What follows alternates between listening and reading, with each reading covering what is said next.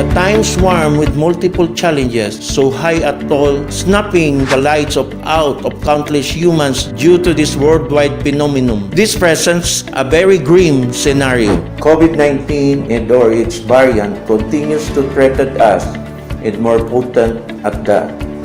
The Zamboanga City State Polytechnic College, in the same equilibrium, keeps its head above the waters and willingly meets these challenges headlong, ready to fulfill its mandate for the provisions of quality education for its clientele, considering the academies are one of the most affected sectors of society as a result of this pandemic. During the low months and seeing the urgency to help out the community, this college with limited workforce took on the job of producing face shields and face masks, and as the workforce doubled, a skills training on baking and food processing was conducted by the College of Engineering and Technology, with each produced like cookies and pickles due to mostly identified frontline individuals serving the city. Also, a heart-related undertaking was the putting up of the college fitness center by the Physical Education Department, with the college purchasing 350,000 worth of exercise equipment, training and cardio machines. The advent of this health issue also brought about the purchase of an emergency evacuation vehicle at Toyota Hi-Ace van in the amount of 1.6 million. In the academe, the college has graduated 1,624 graduates through a virtual graduation ceremony due to COVID-19 last July 30, 2020, with the BOT Chair Dr. Perfecto A. Alibin as the commencement speaker. However, the new normal brought about the delay in the opening of classes. This college has its opening on September 7, 2020. The most unexpected and challenging scenario for teachers was the absolute cancellation of the face-to-face classes in favor of the blended learning, a teaching scenario novel to most teachers and with raised apprehensions. Each had to undergo a capacity training as well as comply with module making for students who are unable to go online. Admission and enrollment of students are also online. Hence, the learning management system of the college is currently in full operation.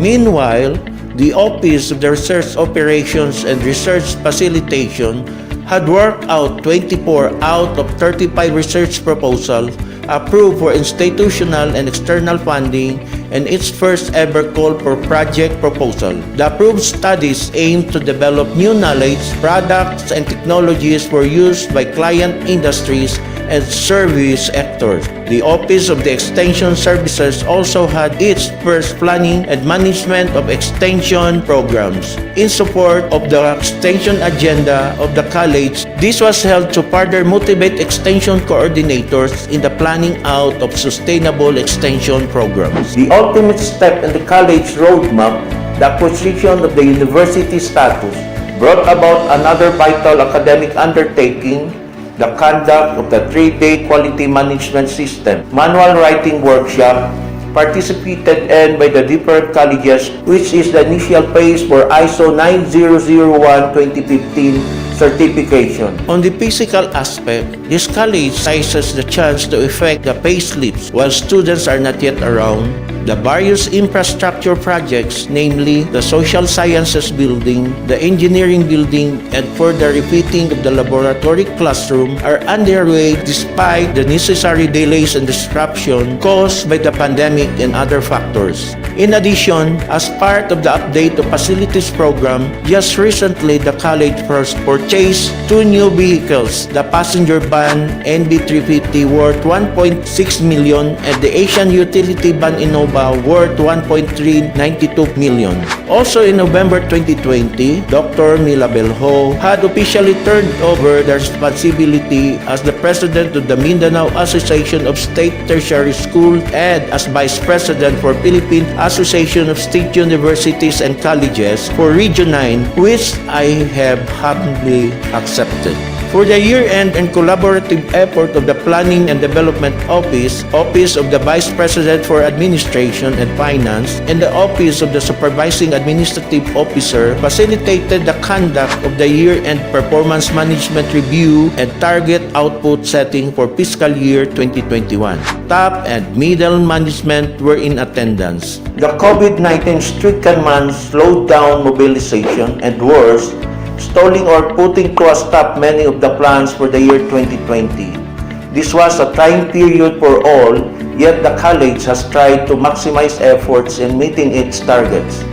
The concerted efforts of the Chair of the Board of Trustees, Dr. Perfecto A. Alibin, and the members of the Board of Trustees, together with the entire family of the Zamboanga City State Polytechnic College, helped the college go through these challenging months of 2020 in order to make it as equally meaningful.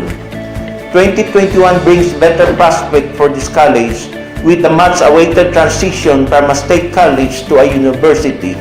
It welcomes the day when its christened Zamboanga Peninsula Polytechnic State University signed into law last January 19, 2019 to Republic Act number 11187, authored by the former Congressman Celso Lorenzo Lobregat. As a final word for our journey together, allow me to share these famous Latin proverbs which will prove helpful especially during these tough and difficult times. If the wind will not serve, take to the oars. God bless and a pleasant day to everyone.